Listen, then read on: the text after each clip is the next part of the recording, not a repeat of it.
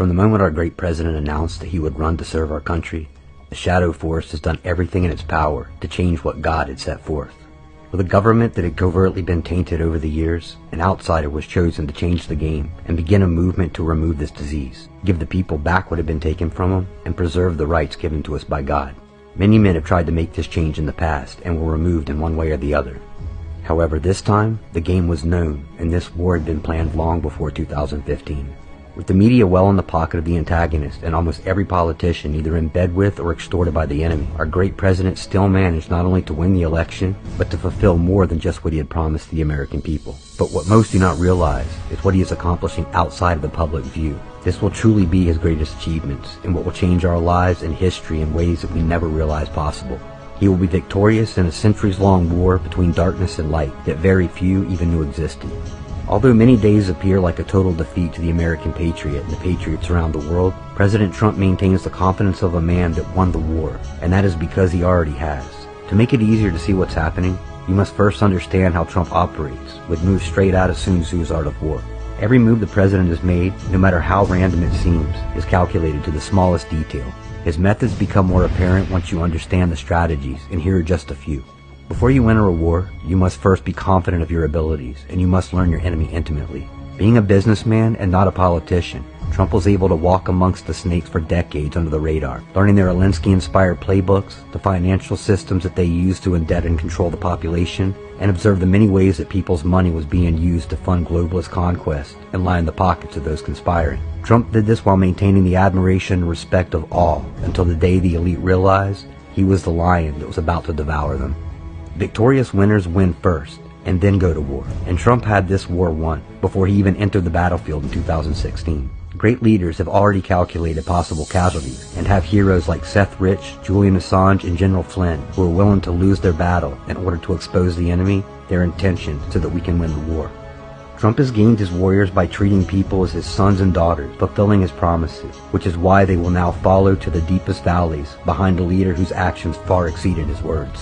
The one who is always victorious does not win through force and skill, but is one who subdues the enemy without fighting. The ones that are often fooled or forced into physical conflict are not necessarily the enemy. The ones that lead them into conflict are the forces that need to be removed.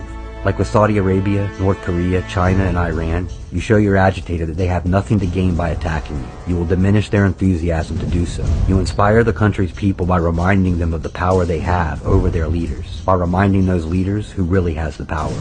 Next, you build a golden bridge to retreat across by offering them something that will benefit their country while creating a sense of victory for everyone. Yet Trump's greatest attribute is his ability to confuse his enemy so that they cannot fathom his real intent. Strategic deception has been valuable for the president. When you are competent, appear incompetent. Appear weak when you are strong. Be extremely subtle, even to the point of appearing dormant. Always evolve and maintain flexibility, because any man can see a plan made for battle, but no man can determine a plan that never stops evolving. And this allows Trump to be the director of our enemy's fate. It also allows him to seize upon opportunities as they arrive, taking advantage of overconfidence. He has mastered the chessboard and controls all the pieces while brilliantly getting the enemy to slowly defeat themselves, leaving them unsure what to defend or who even to attack. He has roused his opponent into revealing their intentions as to expose its vulnerabilities. One way Trump does this is by creating an illusion of conflict where there may be none. As many of his administration is shuffled or moved around, people assume that he does not know what he's doing. Trump often even exchanges unpleasantries via social media and sound bites with those that were relieved of their duties. He does this with his allies and his enemies. Some of those exchanges have merit, but many others, such as Jeff Sessions, are nothing but kabuki theater, giving the deep state actors an insecurity of who they can trust. This also allows Trump loyalists a shadow to hide behind while they complete other unforeseen tasks. Finally, we come to the strategy that most involves us, the Trump supporters, the patriots, and the digital warriors, and that is targeting the enemies where they are not. Preparing the battlefield for where it's going to be instead of where we are. Everything Trump, the patriots, and those that have already given their lives in pursuit of bringing dark to light have done will be in vain without the world waking up to the tyranny and the truth and feeling the impact of what has transpired. So generations from now, do not let this transpire again. The military planning of the QAnon movement was the battlefield that was being prepared once the war reached this point. The information that has been archived and prepared through threads, videos, podcasts, and blogs reaches new eyes every day, despite the media push to portray us as violent conspirators. However, the number of new eyes fades in comparison to the amounts of viewers that will be searching for truth in this coming year. Many people that were on the fence will support Trump fully.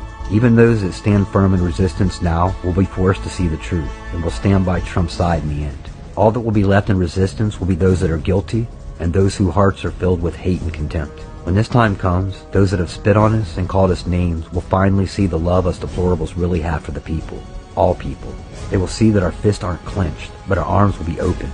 We will not harp on the past, but we will move forward together, without division, without judgment, without hesitation, but with one common goal: freedom.